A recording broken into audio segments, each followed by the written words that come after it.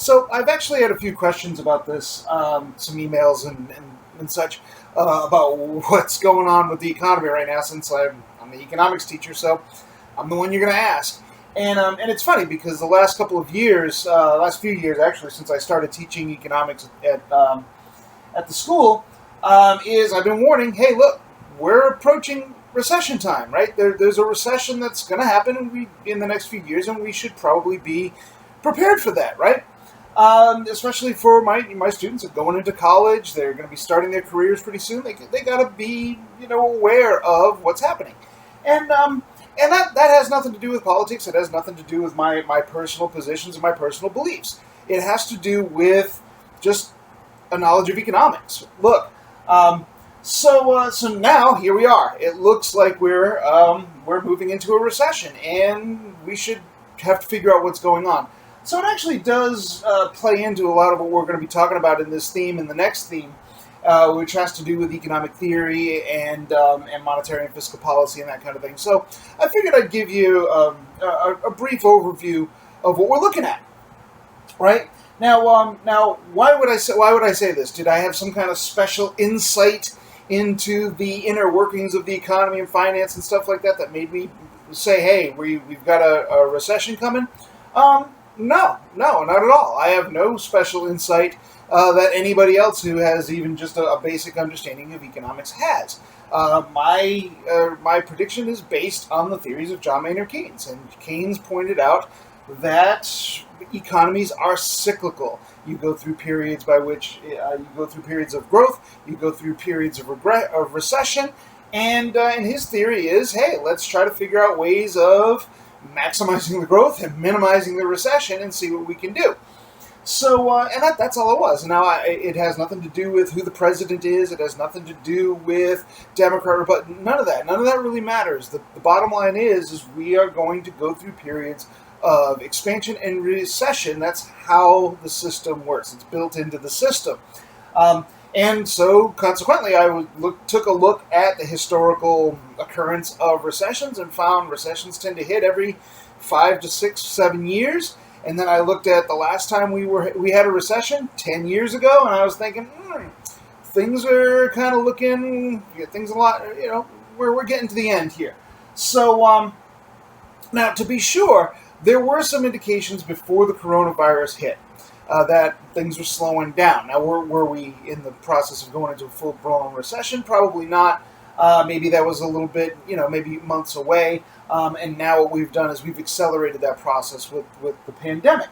But there was, the economy was slowing down. There were some flips going on in the bond markets, which we can talk about a little bit later on. And I'm not going to get into the weeds of this. I'm going to do an actual lecture on monetary and fiscal policy later on. We'll talk about some of this stuff. But in the meantime, I do want to answer the question that some of you have asked me, what the heck is going on? So that's what I'm going to do. So to answer what's going on, I figured what I do is I create this little graphic. You know how I like my charts and my graphs and stuff like that. So take a look at this. This blue box here, this is what we can call our monetary base. What is that? Well, the monetary base is pretty much all of the money that's in the market, right? So imagine, this is theoretical, right? We're not going in, we're not counting all this stuff. This is a theoretical model. And what we have, this is our monetary base. This is all of the money that is in the market. And as you can see on this blue box is divided up into 4 sections, okay? I have main sections, governments, consumers, and businesses, right? Governments and consumers and businesses, they are the ones that hold the money, right? So they spend money, they purchase goods and services, they provide goods and services, they provide labor. All 3 of these sectors are moving money through the marketplace. And then in the middle there I put banks. Banks play a very special role in the economy in that banks are the ones that provide loans. And this is and loans leads to investments and that kind of thing. So now I don't want to complicate this with finance markets and consumer market. I don't want to do that. But suffice it to say, this is our monetary base, right? And the stuff in red harkens back to Keynes, right? John Maynard Keynes. You guys have done a biography on him. The stuff in red is what Keynes referred to as aggregate demand, all right?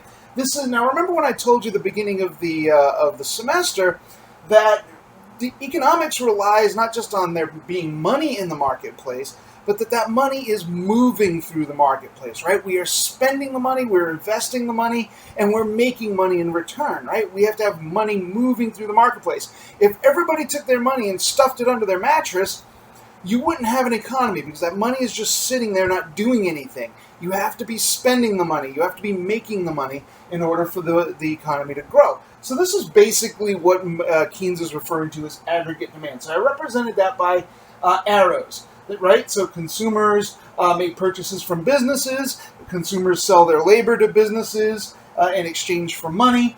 Businesses purchase goods and services from the government. The government purchases goods and services from businesses. And consumers also get goods and services from the government, and they pay taxes to the government. What about banks? Banks give out loans. Banks give out loans to the government. Banks give out loans to consumers, and banks give out loans to businesses. And these loans are very, very important because it's through these loans, the fact that the bank puts out money and charges interest for that money, that we're able to grow the monetary base. And growing the monetary base is very, very important in economics, right? Because here's the deal. The population is probably going to grow, right?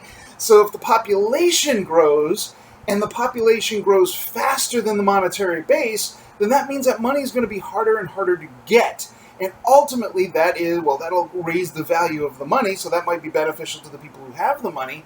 But ultimately, you're going to have problems because the money's too hard to get and not everybody can get access to it, right? So what you want to do, so the whole goal of economic policy then is kind of twofold. Economic policy, you have to grow the monetary base, right? You have to grow the monetary base in order to provide incentives for people to invest and make purchases and go to work and do that kind of thing. They have to have access to money to do that. But on the other hand, you don't want to grow the monetary base too fast because then the money starts to lose value. It becomes too easy to get. And then that will stifle, hey, if I'm not going to invest in something, if the money that I make back is going to be worth less than I'm going to invest in it. So that you don't want that to happen. So you want to grow the monetary base, but you don't want to grow the monetary base too much. All right, so that's the whole point of economic policy. There's two major schools of thought on economic policy that we'll talk about later on. So now what's going on right now? Well, that is where we have a bit of a problem, right? So let's say we have a situation in which consumers are staying home, right? Consumers are not going out and buying stuff, and they're not going out and they're not going to work, right? Well, what does that do? Well, what that does is that ends up shrinking. Oops. That ends up shrinking the monetary base, right? Well, that is a bit of a problem because the whole point of economic policy is what? To grow the monetary base. So when you have a shrinking economic base, right, then what you have is a recession, and that looks like what we're going into, right? Now, why am I saying it looks like it? Well, because officially we're not in a recession yet. And officially, a recession requires at least 2 quarters consecutively of negative growth, right? And they measure that by virtue of GDP. GDP is basically what we use as an estimate for our monetary base. So, and we don't have those numbers yet. And when those numbers come in, it's very likely that we're going to have at least, the period from March to June is 1 quarter, and that may very well be negative growth, right? And then we would need another quarter on top of that. We would officially be in a recession. We'll see how that works out. But we're certainly slowing down. We've certainly got some issues to worry about. People are unemployed. People are not working. Now, we're still making some purchases, but we're not making all the purchases that we would normally make. That means that businesses aren't going to invest in their businesses. They're not going to expand their businesses if their sales are going down, right? And what do we do about that? How do we then get to expanding the monetary base? And there's a couple of ways of doing that. Again, I'm going to go into this more carefully when we talk about fiscal policy. We talk about monetary policy. But suffice it to say that banks could, issue more loans, but if people aren't working, they're not going to get more. They're not going to take out any loans. If businesses don't have anything to invest in, they're not going to take out loans to invest in their businesses. So banks can offer all the loans that they want. Nobody's going to take them, right? So then what does that leave? Well, that leaves the government in many cases. The government actually taking on loans and spending money and trying to do what we call prime the pump. But now this particular situation has an added element of complexity, right?